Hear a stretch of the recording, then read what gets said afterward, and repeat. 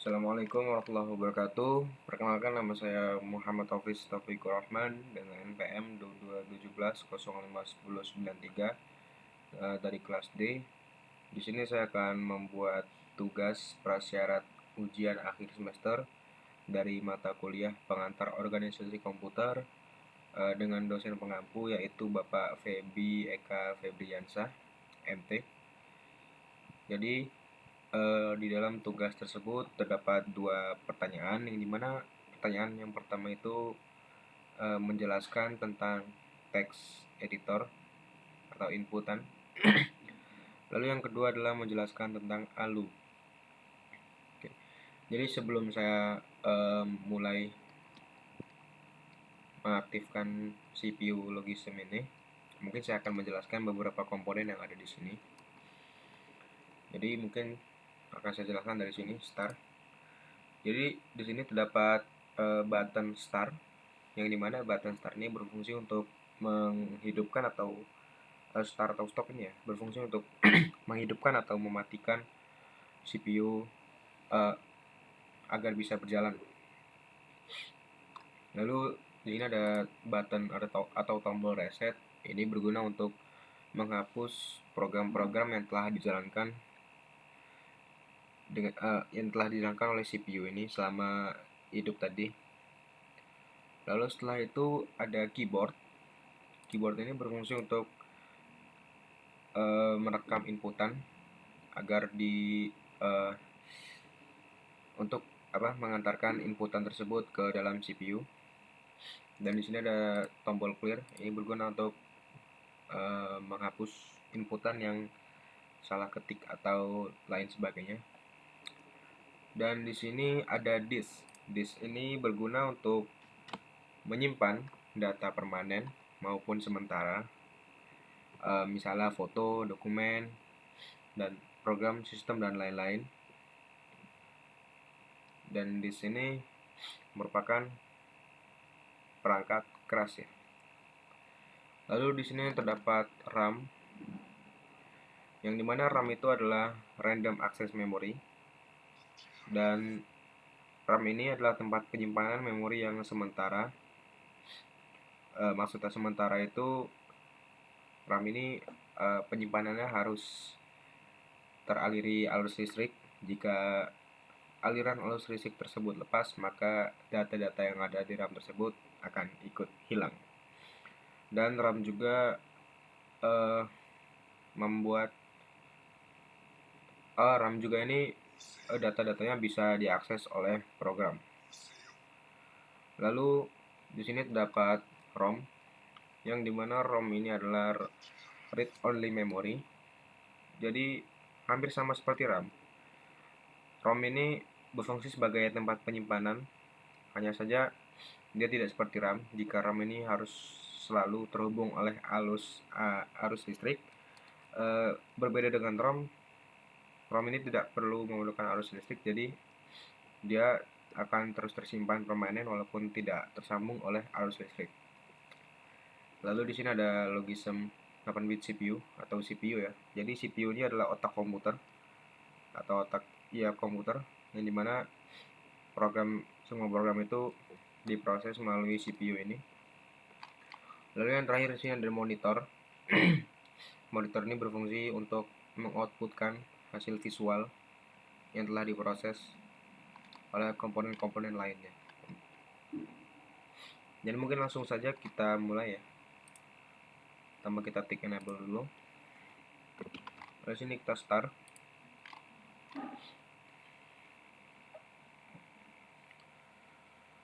Logism 8-bit CPU. Nah, di sini ada ALU, CPU, SRC, CPU, TXT, BMP, dan SEQ. Oke, pertama-tama kita akan mencoba untuk text editor. Kita pencet dulu keyboardnya agar bisa melakukan inputan. Kita tekan 4, dan itu melakukan inputan 4. Lalu sini terdapat pilihan 0 exit, 1 open file, dan 2 add file. Maka karena kita belum menambahkan file, kita akan menambahkan file terlebih dahulu. 2 add file number. Tadi dijelaskan oleh komputernya bahwa kita bisa menamai, kita bisa memberikan nomor pada file-file tersebut dari angka 1 sampai angka 9. Jadi kita akan menambahkan file nomor 1 terlebih dahulu. Di sini saya akan menulis file menggunakan nomor saya, Muhammad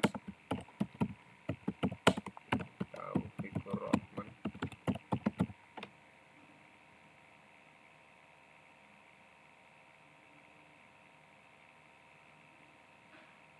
Agak lama.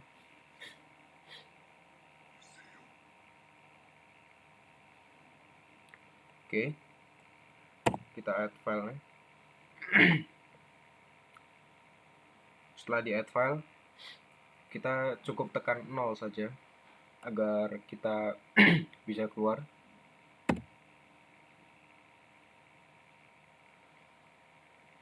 Lalu setelah itu kita coba open filenya.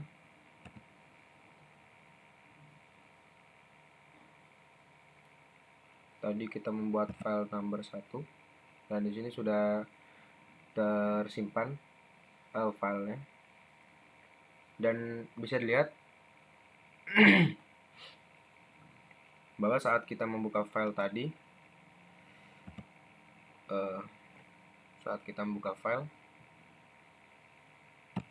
open file number, di sini RAM-nya bekerja ya, seperti angka-angka ini.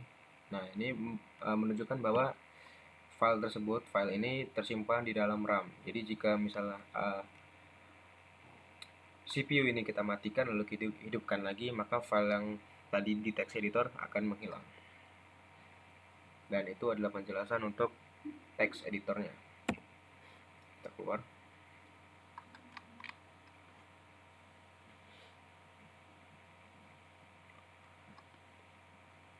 Dan pertanyaan kedua adalah jelaskan mengenai ALU ya, dimana ALU ini terdapat pada opsi nomor 1.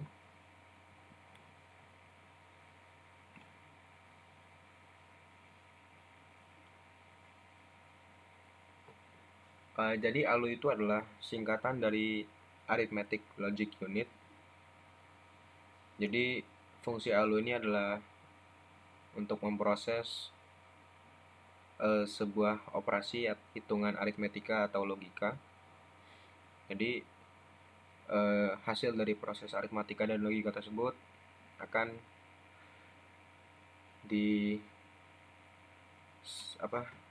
dikirimkan ke CPU agar diproses untuk bisa menerima pesan. Jadi di sini terdapat implementasi operasi, yang dimana ada operasi AND, OR, XOR, NOR, ADD, dan SUB. Di sini di sini terdapat elemen A dan B, yang dimana elemen A ini terdapat 8 digit ya, 8 bit maksudnya. Jadi mungkin saya akan menggunakan 4 angka terakhir dari NPM saya, yang dimana NPM saya adalah 2217051093, maka saya akan menggunakan angka 1093.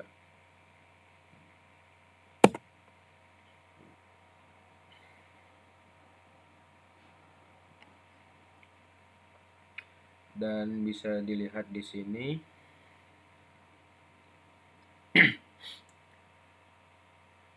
terdapat operasinya, operasi AND, OR, XOR menghilang.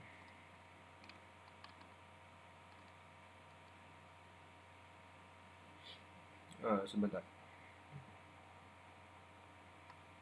Oke.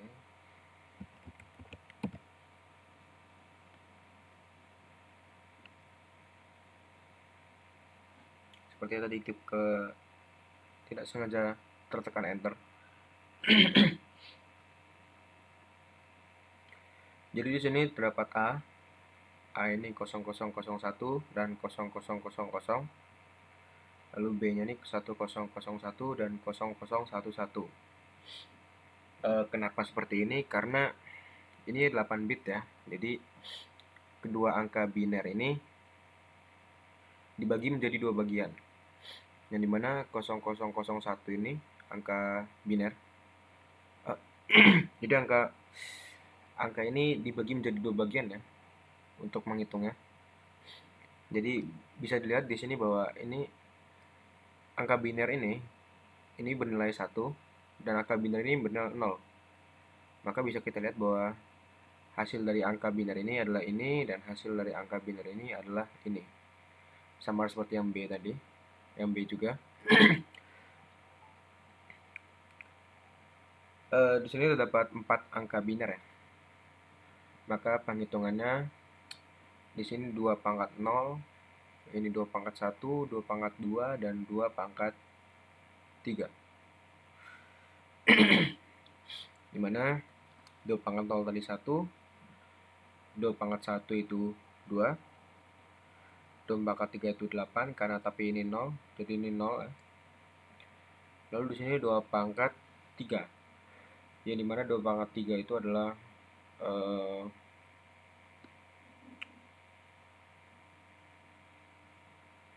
16 ya.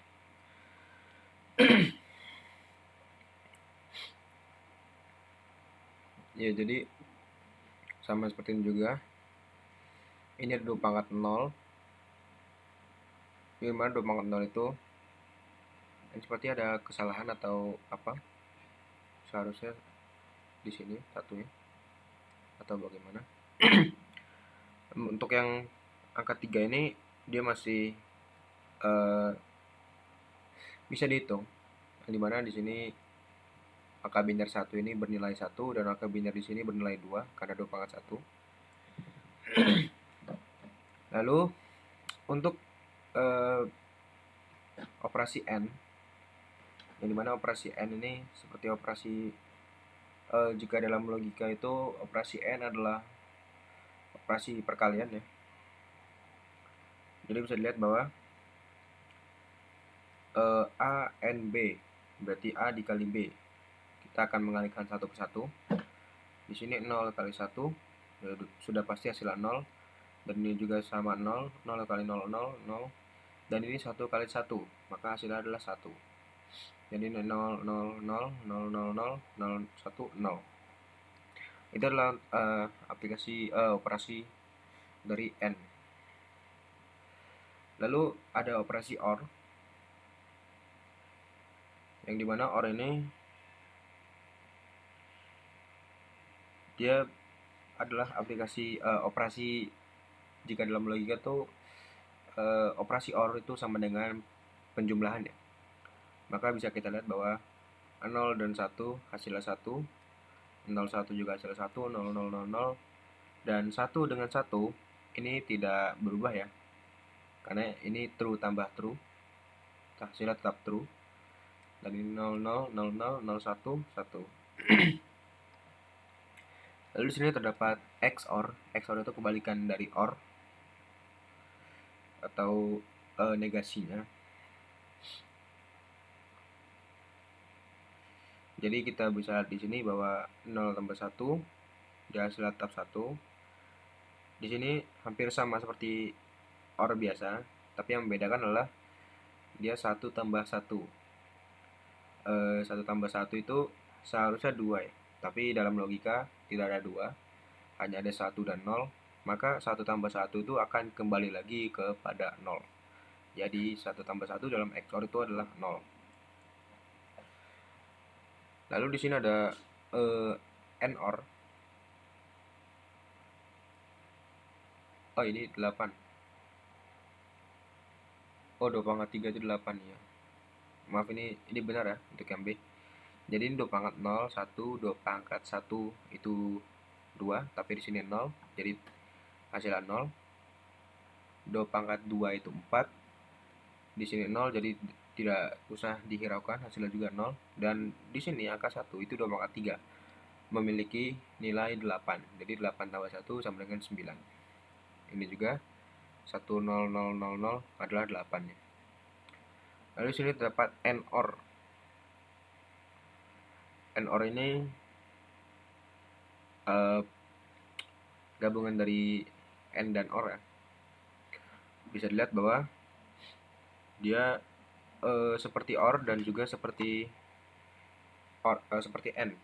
Bisa kita lihat bahwa 0 tambah 1 hasilnya tetap 0.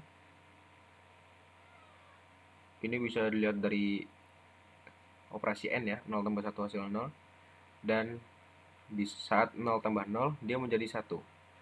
Kenapa? Karena seperti 1 tambah 1 tadi. Pada ini ya, XOR ya. Yang dimana 1 tambah 1 jika dalam XOR ini menjadi 0, karena setelah 0 itu setelah 1 itu 0, maka sama juga konsepnya. 0 tambah 0 di AND OR menjadi 1, itu karena setelah 0 itu adalah angka 1 dalam logika. Lalu di sini 1 tambah 1 juga 0, 0 tambah 0 menjadi 1, dan 0 tambah 1 menjadi 0. Lalu di sini ada add. Add itu penambahan ya. Penambahan dari kedua hasil angka biner ini. 10 tambah 93 itu 103. Dan karena itu hasilnya 100, maka di sini tuliskan A. Dan binernya 10100111. Yang mana 10 ini adalah 8 dan ini adalah 4. Jadi 8 ini 2. Jadi 8 tambah 2 ini sama dengan 10. Dan 10 itu di dalam kode ASCII, angka 10 itu adalah angka A. Jadi dituliskan ini A. Dan untuk NOR tadi belum dibahas ininya. Untuk NOR ini yang sebelah kiri 6, kita cek 2 pangkat 2 dan 2 pangkat 1, 4 dan 2 ya 6. Dan ini C. C itu artinya berarti 12. Ini 8 dan ini 4. Iya betul 12. Jadi ini 612 ya seharusnya 612. Tapi karena 12 itu tidak bisa dituliskan secara logika, maka dituliskan menggunakan C pada kode ASCII. Lalu di sini ada sub. Sub itu dia seperti penjumlahan. Hanya saja dia terdapat perbedaan sedikit ya pada bagian 0 tambah 0 ya. Yang dimana kalau penjumlahan 0 tambah 0 maka dia akan menjadi 0. Tapi pada sub 0 tambah 0 dia menjadi 1. Dan 1 tambah 1 juga tetap menjadi 1. Tapi 0 tambah 1 itu menjadi 0. Jadi sama saja seperti OR ya. Maksudnya sama seperti AND. Ini adalah operasi sub. Dan dia memiliki nilai 7D, yang berarti 713. 713. Dan bisa kita lihat bahwa di sini 8401. Hasilnya 13 dan di sini 421. Ada hasil 7.